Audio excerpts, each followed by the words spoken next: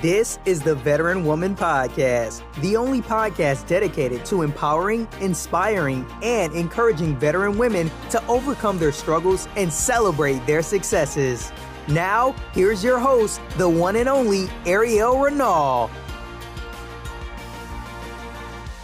This is Ariel Renault, your host of the Veteran Woman Podcast. Welcome to another wonderful episode. Today in studio, this is my first in studio interview.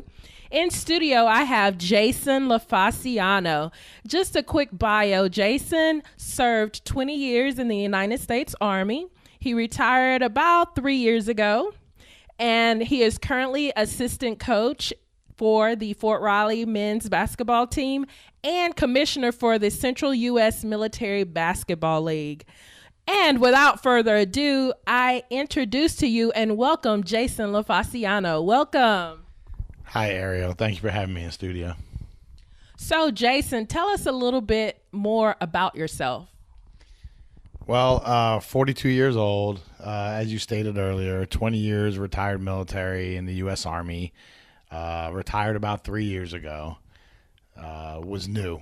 That was a very new situation to me. I came in at 19. Before that, I was delivering pizzas. So I decided to go into the military, and that was my entire adulthood. So after that, coming out was just different because the world had changed in the last 20 years. I went in pre-9/11 and came out post-9/11, and so didn't know what to do. Got involved with the Fort Riley Post basketball team and got the opportunity to become the commissioner of the Central U.S. Military Basketball League. So, Jason, going back to your service, what did you do while you were in the military?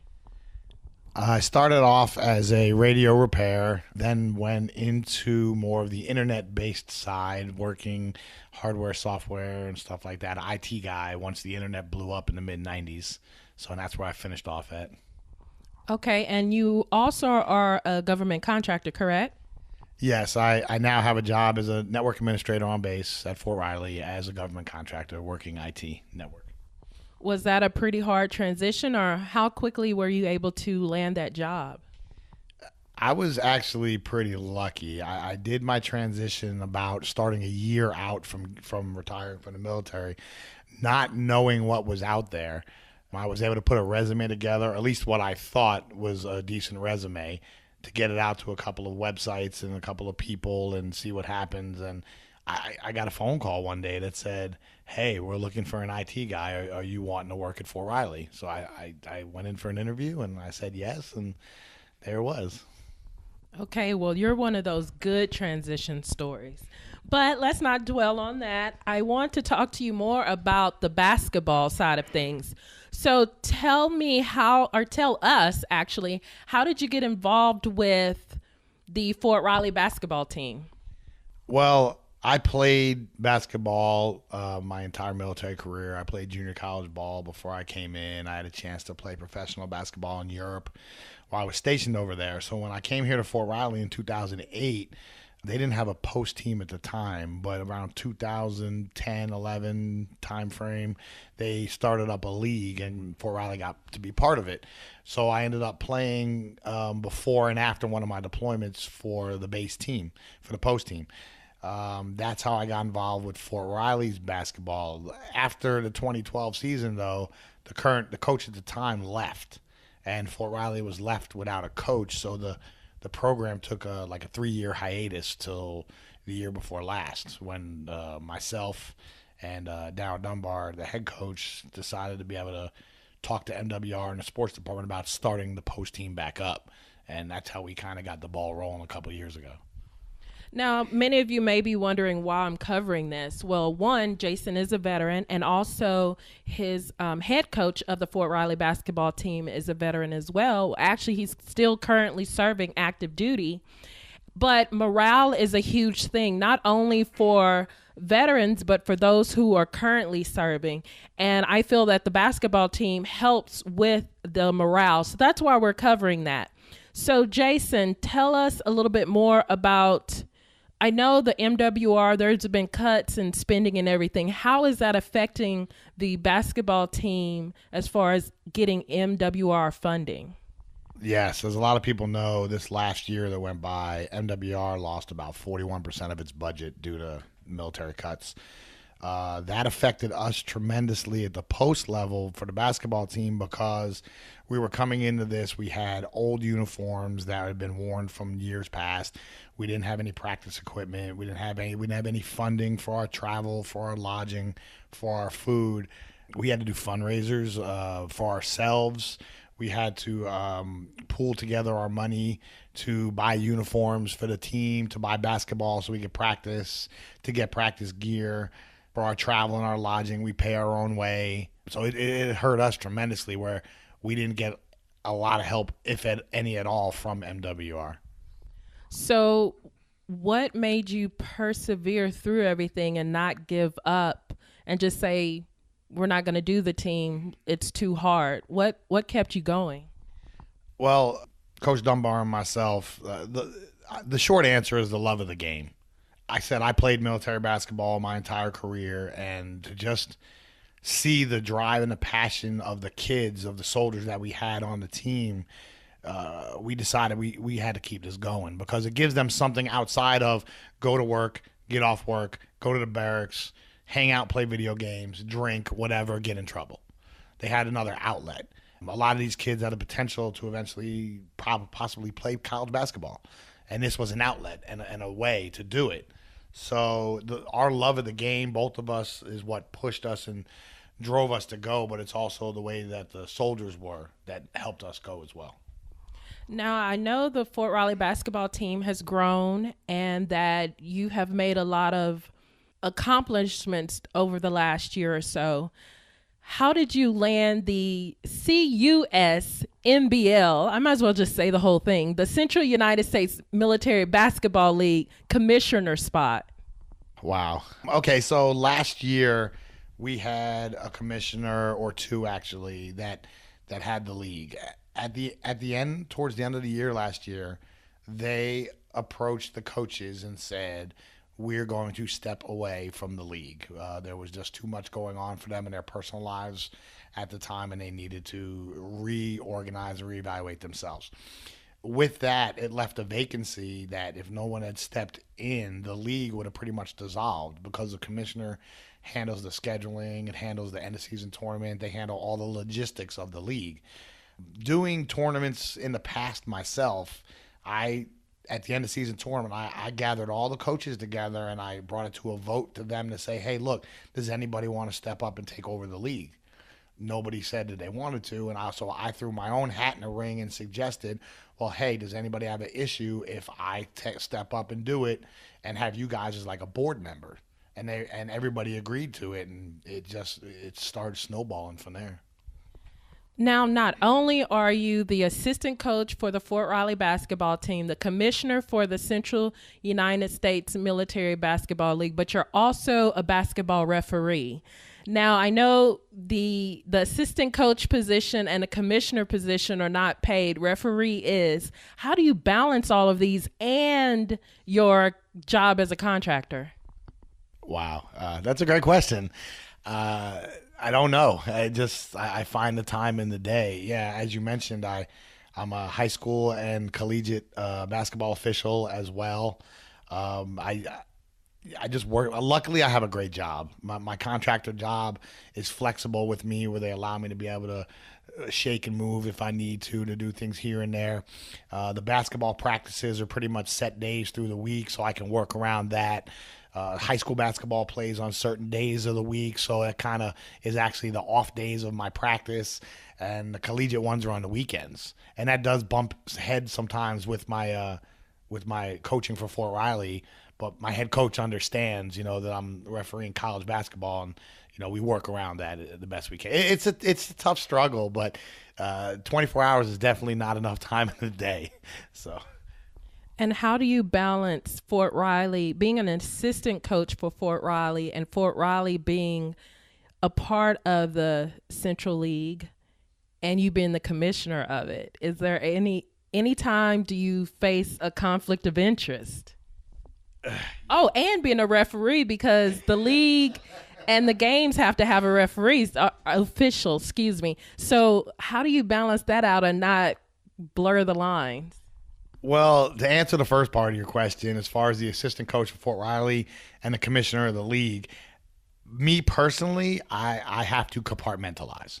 I have to when I'm dealing with the coach for Fort Riley, I have my assistant coach hat on, things of that nature. But when it comes to issues in reference to Fort Riley and the league, I have to take that hat off and put my commissioner hat on and deal with it straight up. The coach here knows that. All the coaches in the conference know that.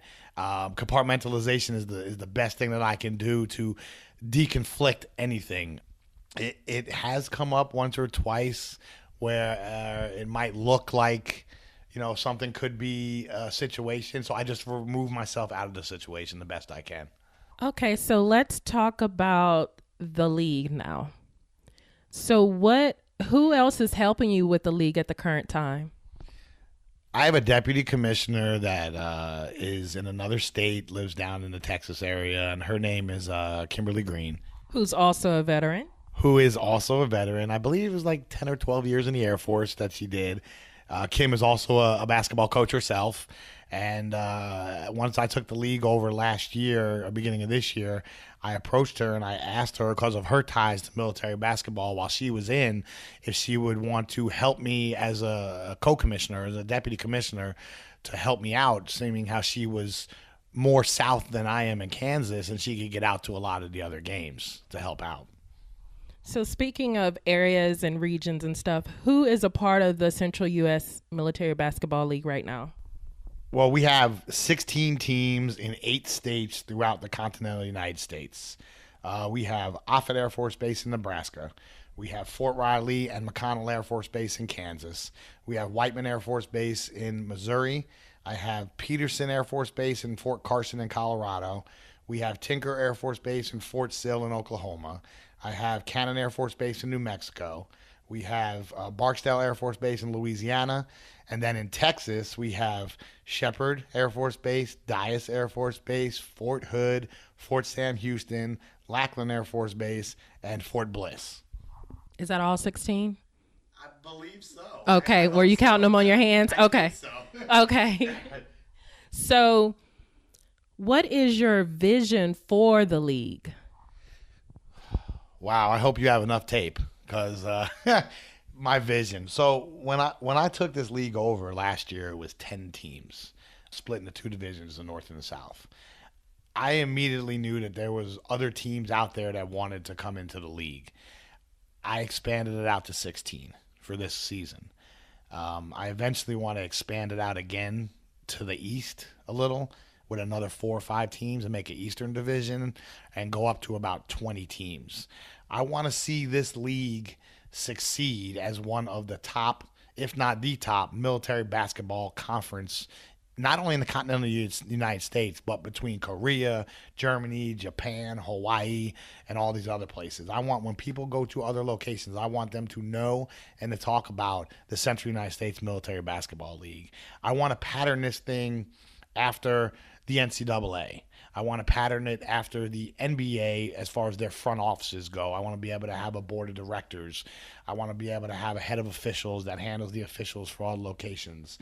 I just want to give the best military basketball appearance to other conferences that we can. And why is this so important to you? Why is it so important to me? Well, I grew up around the game. I mean, I grew up playing high school ball, and it took me to college, where I played a year of college basketball before I came into the military. I played all-Army basketball for 2 years while in the military. I said earlier I played professional basketball in Germany.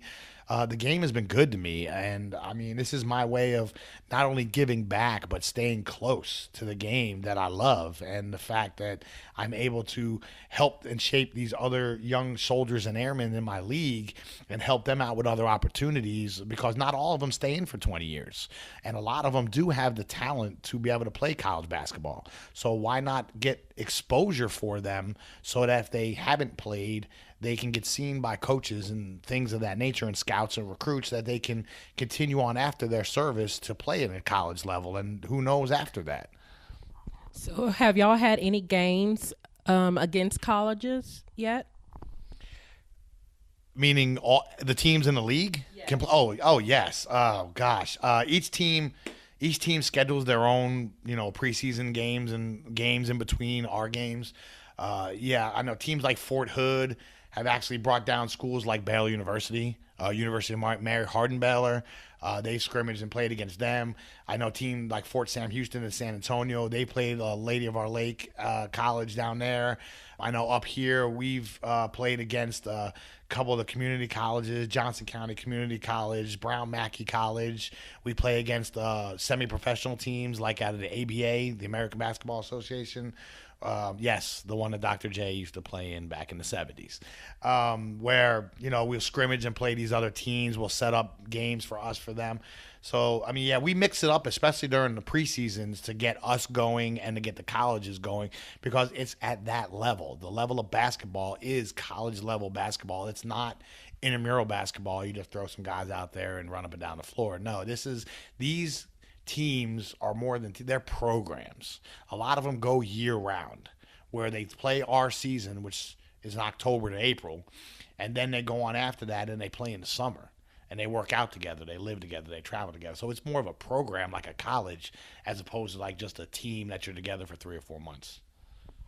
So it sounds like there's a lot of potential for the teams at each base and the league as a whole. So for those who are listening, for those who will hear this interview, how can they participate? How can they help carry out the mission and the vision of the Central United States Military Basketball League? As far as normal everyday people, if you're near one of these locations of the 16 teams, we're always looking for volunteers. If you want to come out and help do the clocks for the games, do the books. If you are an official already and looking to get into it, each state, each base is a little different as far as how they run their officials for associations or games or whatever. But, someone can always contact me and I can put them in touch with the right person for that. As far as helping the league, we're looking to grow. We're open and looking for sponsorships. So if there's anybody out there that wants to look to help sponsor the league, so that we can help the players and everything with their travel and funding and for food and everything like that, then contact me through Ariel or let me know. And who is eligible to play on the team? Anybody that's pretty much tied into that military installation. So obviously active duty service members. If you are a reserve service member that's tied into around that base. If you are a government contractor that has a CAC ID card, or a government service person that works on that base, or a retiree. Anybody that's tied into that military installation in one shape, way, or form that has a ID card is eligible to play. Dependents are eligible as well, as long as they're not currently playing high school or college basketball or semi-professional or professional ball. It's all amateurs. Now, of course, I am the veteran woman, and I talk about women veterans. So what about women who want to play in the league or who are interested in basketball? Well, Ariel, it's kind of funny you mentioned that, because I have had a couple women just here at Fort Riley locally approach us and say, hey, coach, what do we need to do to be on the team? So 2-part answer here. I will say this. One, currently, the current status we have with the Central United States Military Basketball League is this current league is a men's league. Okay, but I have expressed to people that have reached out to me and said, if you're able to put teams together at your location, I will more than gladly mirror the men's league with a women's league. It's been done in the past. Most places I've gone to have had men's and women's teams. So if the interest is out there and the people want to put the teams together, I'll do the scheduling, put it as part of the women's division inside of the league, and that's another part of the expansion program that I was looking at. And how many people does a person need to have in order to qualify as a team to qualify for what you just mentioned? It's 5 players for a team. So if you want to run a whole year with 5 people, so be it. But you need 5. I'll say it like this. We allow a max of 22 people on a roster at any given time. And the reason is because with the military, we PCS in, we PCS out. We got to go to NCOES schools. We have to go to this school. We have to go there. We deploy. We come back. So we leave open rosters up to 22. And you can suit up to 15 per game. So anywhere, I guess the answer would be between 5 and 22. But the sweet spot sounds like 15? Yeah, roughly most teams have on any given time 12 to 15, 16 guys on a team, yeah. So if there was at least one women's team, how many more women's teams would you need in order to have a women's division for the league? Our league is currently divided up into divisions with 4 teams per division. So I would probably want to stay with that same format. If I could get 4 women's teams, and obviously if they were near the same area, it'd be better for them. But if I could get 4 committed women's teams that want to play, I'll do a women's division with 4 teams. Okay, so there you have it. So what else do you need from our listeners? We talked about sponsorships. We talked about how people can join the team and who's eligible to join. We talked about a women's division. We talked about what the requirements are to put together a team. What else can you think of?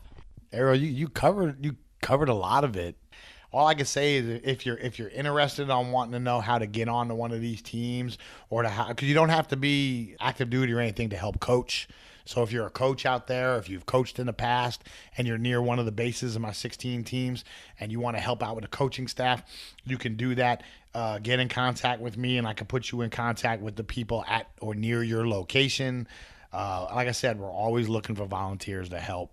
If you want to help, if you even want to help me be part of the league, like I said, I'm looking to eventually grow this thing out to where we end up with like a board of directors, to where everything is run through the league office. So, I mean, I'm always looking for people that are willing to help out the league itself. And of course, for tournaments and games, you always want butts in the seats, correct? Oh, definitely. Yeah. You always want butts in the seats. Like I said, most of our games are all on military installations, with the exception of our end-of-season tournament. This year, that's going to be held at Wichita State University in Wichita, Kansas. It's an open event. That's for anybody that wants to come out. If you're in the area, near the area, we play Friday, Saturday, Sunday is when our tournament is. Come out. It's a free event. We're going to have a lot of people out there, a lot of things. And then on Sunday, we're actually in the big arena where Wichita State plays, and that's a 10,000-seat arena. So I'd like to put as many, as you said, butts in the seats as possible. First of all, thank you for doing this interview, and thank you for what you are doing as far as building morale for Fort Riley and for everybody in the league and the surrounding states. How can people contact you to find out more information either about the Fort Riley basketball team and or about the league itself? Well, I'll say this. So my email, the league email that I have is CUSMBL@gmail.com. That'll come right to me. I answer all the emails that come to me. So that's a way to reach me by email. We have a league Facebook page. If you just type in Facebook, Central United States Military Basketball, it should come up. You'll see our logo there, and just like the page. That's where we put out all the information as far as the league standings, who's playing this weekend, what's going on in the league, when tournaments. If other people come to me, they give me flyers for tournaments in the area. We just disseminate all our information through our Facebook page right now. Or they can give me a call. The number is 816-248-2918. I answer the phone calls. If you don't get a hold of me, leave a message and I'll call you back.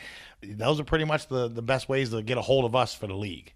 All right. So make sure to get in touch with Jason if you are interested in finding out more about basketball in your local area on base, or if you're interested in participating, volunteering, sponsoring, or whatever, however you can help, even putting your butt in a seat at one of the tournaments or games.